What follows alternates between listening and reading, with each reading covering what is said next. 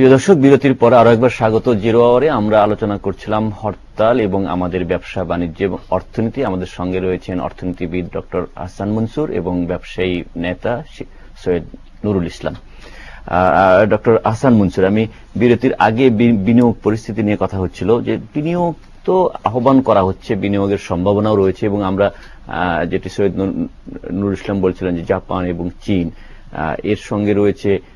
আমরা এখন আমাদের সরকার যেটি পূর্ব দিকে তাকাও যে নীতি গ্রহণ করেছেন, বিমস্টেক বিসিআইএম এ হচ্ছে, এই সার্বিকভাবে আমাদের তো সম্ভাবনাকেই এগিয়ে নিয়ে যাচ্ছে। তারপরও বাস্তবতা যেটা, বিনিয়োগগুলো বাস্তবে কি সেই পরিমাণ আসছে? যদি না আসে কেন আসছে না? আবার সেই প্রসঙ্গেই চলে আসছি। হ্যাঁ, দেখুন, আমরা সবাই তো চাই বিনিয়োগ, সবাই চাই প্রবৃদ্ধি এবং আমাদের জাতীয় উন্নতি, কিন্তু যেটা মূল জিনিসটা হচ্ছে যে আমরা যদি আমাদের পঞ্চবার্ষিকী পরিকল্পনার দিকে দেখি, সেখানে সবচেয়ে বড় ব্যর্থতাটা হচ্ছে যে আমরা বিনিয়োগ করতে পারি নাই জাতি হিসাবে, এবং আমাদের বিনিয়োগ না হওয়ার কারণে আমাদের প্রবৃদ্ধি আমরা অর্জন করতে পারি নাই। তো এই যে একটা লেসন, গত 5 বছরের একটা লেসন পঞ্চবার্ষিক পরিকল্পনার অধীনে, সেটাকে কিন্তু আমাদেরকে একটা অ্যাকসেপ্ট করে সামনের দিকে যেতে হবে। অর্থাৎ কি কারণে এটা হয় নাই সেটা আমাদেরকে বিশ্লেষণ করা দরকার। এর মধ্যে অনেকগুলো ফ্যাক্টর আছে, অনেকগুলো আইডেন্টিফাইড কনস্ট্রেন্ট আছে যেগুলো সরকার করতে ব্যর্থ হয়েছে।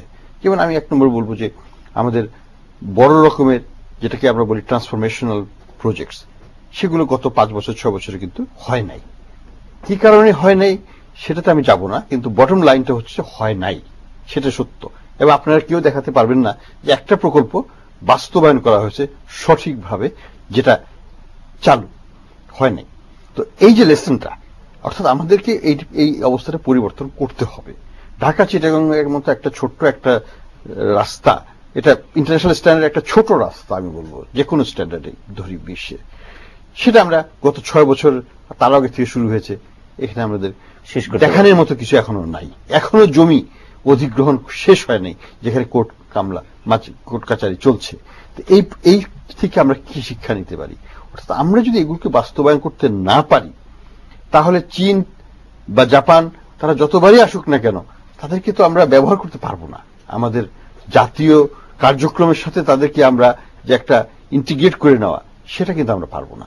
এখন ধরেন যখন চীন এসছে, তারা কিন্তু বলে গেছে, খুব পরিষ্কারভাবে বলে গেছে, আমাদেরকে যদি জমি দেওয়া হয়, আমরা এই জমি ডেভেলপ করব, আমরা এই জমিতে বিদ্যুৎ আনবো, আমরা এই জমিতে বিল্ডিং করব, আমরা এই জমিতে উদ্যোক্তা নিয়ে আসবো, আমরা এখান থেকে বাংলাদেশি কর্মীদের হায়ার করে তাদেরকে ট্রেনিং দিয়ে আমাদের পণ্য উৎপাদন করে আমাদের দেশে বা বিদেশে আমরা রপ্তানি করব। এর চাইতে ভালো টার্নকি প্রজেক্ট প্রপোজাল আর কোথায় আমরা পেতে পারি? কিন্তু এখন আপনি বলুন যে আমরা কেন দিচ্ছি না? চীনের প্রধানমন্ত্রী তো বেশ কয়েক মাস হয়ে গেল, চলে গেছেন। তারপরে আমরা কি অর্জন করেছি? এখন পর্যন্ত কিছুই অর্জন করিনি, কারণ দেখানোর মতো আমি কিন্তু কিছু পাইনি এখন পর্যন্ত। আমি কংক্রিট জিনিস বলতেছি। কাজেই আমাদের যদি আমরা সিদ্ধান্তহীনতায় ভুগি, আমি বলছি না যে আমার কোরিয়ার মতো 2,500 একর জমি দিয়ে তারপরে আবার বলি যে আমি এখান থেকে কিছু নিয়ে নেব। That is the worst kind of scenario, যেটা হইতে পারে এবং হচ্ছে।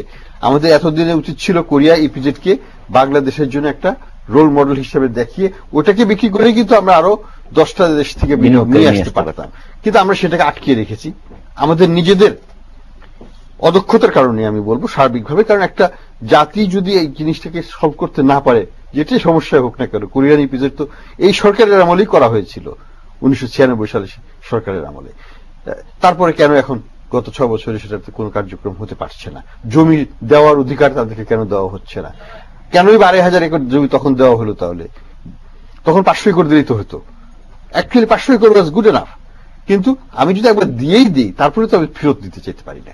তো এই যে আমাদের একটা নীতিগত এক ধরনের কনফ্লিক্ট, বা আমাদের সিদ্ধান্তহীনতা বা সিদ্ধান্তের পুনর্বিবেচনা, এগুলো কিন্তু কোনো সময় বিনিয়োগের বান্ধব হতে পারে না।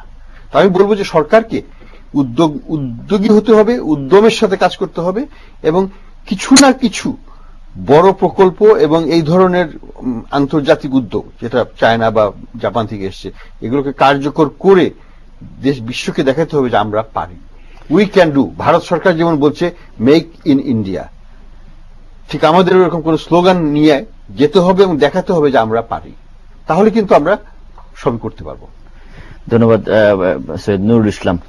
ডক্টর আহসান মঞ্চু যেটি বলছিলেন যে যে এই বাস্তবতা যে বাস্তবতাটি বললেন, আর সরকারের যে লক্ষ্য যে 2021 সালের মধ্যে বাংলাদেশকে মধ্য আয়ের দেশ পরিণত করা হবে, এই বাস্তবতায় কি এই লক্ষ্য অর্জন করা সম্ভব? আসলে সাইফুল ভাই, মধ্যবিত্ত আয়ের দেশে যাওয়াটা আসলে খুব বড় চ্যালেঞ্জ না অর্থনীতির সবচেয়ে বড় চ্যালেঞ্জ হলো মধ্যবিত্ত আয়ের পরের স্টেপটা। আপনি দেখেন বাংলাদেশকে মধ্যবিত্ত এই দেশ নিয়ে যাওয়ার জন্য যেসব আয়োজনগুলো চলছে তার কাছাকাছি আমরা চলে এসেছি। আমরা প্রায় 1400-1500 পার ক্যাপিটাল ইনকামে চলে গেছি। $2000 নিয়ে যেতে পারলে আমরা মধ্যবিত্ত এই দেশে চলে যাব। এটা কিন্তু আমার কাছে বড় চ্যালেঞ্জ না। আমাদের কাছে বড় চ্যালেঞ্জ হচ্ছে মধ্যবিত্ত আয়ের পরের স্টেপটা, অর্থাৎ $2000 থেকে $3000 বা $4000 বা $5000 পার ক্যাপিটাল ইনকামে নিয়ে যাওয়ার জন্য যে মেধা এবং কারেজ এবং যে শক্তি এবং যে প্রাণ চঞ্চলতার দরকার, সেটা আমাদের আছে কিনা ডাউট। কারণ আমি সবসময় মনে করি রাষ্ট্রকে চালাবে রাজনীতিবিদরা, আমি আর আপনারা না। কিন্তু এই রাজনীতিবিদরা যারা রাষ্ট্র চালাবেন, আগামী প্রজন্মে যারা আসবেন, অর্থাৎ এই প্রজন্মের রাজনীতিবিদ হয়তো আমাদেরকে একটা মধ্যবিত্ত আয়ের দেশ দিয়ে যাবেন। তার পরবর্তী প্রজন্মের যে রাষ্ট্র নায়করা আসবেন, রাজনীতিবিদরা আসবেন, তারা এবং তাদের সাথে ব্যুরোক্র্যাট যারা রাষ্ট্রযন্ত্রের মূল চালিকা শক্তি, তারা সবাই মিলে যে কালেকটিভলি $2000 থেকে $4000 নিয়ে যাওয়ার জন্য যে ক্যারিশমার দরকার, যে ইনস্ট্রুমেন্টাল নলেজ তাদের দরকার, সেটা আছে কিনা ডাউট। আমি যে কথা বলার চেষ্টা করছিলাম হোসেন সাহেবের, উনি বিদেশি বিনিয়োগের কথা বলেছেন। আমি আসলে বিদেশি বিনিয়োগের চেয়ে অনেক বেশি দেশীয় বিনিয়োগের কথা বলি। আপনি বাংলাদেশের বিনিয়োগ পরিস্থিতি গত 10 বছর যদি অ্যানালাইজ করেন, ওনার কাছে ফ্যাক্ট এন্ড ফিগার আছে, আমার কাছে নেই। বাট আমি যেটা বলতে পারি সেটা হচ্ছে আমাদের ইন্টারনাল ডোমেস্টিক যে বিনিয়োগ, প্রাইভেট এন্ড পাবলিক বিনিয়োগ মিলে আমরা এবং 25-26 উপরে যেতে পারিনি। 25-26 জিডিপির 25-26 বিনিয়োগ দিয়ে কিন্তু মধ্যবিত্ত এই দেশে যাওয়া যায় না। মধ্যবিত্ত এই দেশে যেতে হলে আপনাকে বিনিয়োগে জিডিপির প্রায় 30% প্লাস করতে হবে, আদারওয়াইজ আপনি যেতে পারবেন না। আমরা মনে করি যে বিদ্যুৎ পরিস্থিতি যে উন্নতি হয়েছে, যেমন আমরা প্রায় 10,000 মেগাওয়াট বিদ্যুৎ উৎপাদন করছি, আগামী বছরের মধ্যে হয়তো আমরা 13,000 মেগাওয়াট বিদ্যুৎ করব। ঢাকা চট্টগ্রাম রোড হয় না করেও দৃশ্যমান হচ্ছে। ঢাকা ময়মনসিংহ রোডও হয়তো আগামী 5-6 মাসের মধ্যে হয়ে যাবে। সবকিছু মিলে আমার কাছে এখানে জানি মনে হয় যেন আমাদের মধ্যবিত্ত দেশের আয়ের যে স্বপ্ন মাননীয় প্রধানমন্ত্রী আমাদেরকে দেখিয়েছেন, আমরাও যারা দেখছি, আমরা অত্যন্ত পরিশ্রম করছি, আমাদের জেনারেশন, এটা খুব বেশি দূরে নয়। কিন্তু মনে রাখতে হবে বাংলাদেশকে আজকে এখানে নিয়ে আসার জন্য যাদের সবচেয়ে বড় অগ্রণী ভূমিকা ছিল আমাদের প্রজন্ম। আমি বলি আমরা যারা 40 থেকে 50 বর্তমান সময়ের প্রাইভেট এন্টারপ্রেনার্স, তাদের বয়স কিন্তু 55 বছর হয়ে যাবে। আর বর্তমান রাজনীতিবিদ যারা রাষ্ট্র ক্ষমতায় আছেন, রাষ্ট্র ক্ষমতার বাইরে আছেন, পলিটিক্যাল ডিসিশন যারা মেক করেন, তাদের বয়স কিন্তু 60 এবং 70-এর কাছাকাছি। তারপর ওনারা রেখে যাবেন আমাকে $2000 পার ক্যাপিটাল ইনকামে, অর্থাৎ মধ্যবিত্ত দেশে নিয়ে যাবেন। মধ্যবিত্ত দেশের থেকে মধ্যবিত্ত দেশের উপরে নিয়ে যাওয়ার যে কাজ, সেটা কিন্তু আসলে অনেক কঠিন কাজ, এর চেয়ে অনেক বেশি কঠিন কাজ। তখন কিন্তু ঢাকা চট্টগ্রাম এই যে সার্ফেসে 4 লেন কাজ করবে না। তখন কিন্তু আপনাকে ঢাকা থেকে চট্টগ্রাম অব্দি অ্যাক্সেস কন্ট্রোল এলিভেটেড এক্সপ্রেসওয়ে করতে হবে। তখন কিন্তু 6 ঘন্টায় ঢাকা চট্টগ্রামে কার্গো নিয়ে আপনি মধ্যবিত্ত দেশের ক্রস করতে পারবেন না।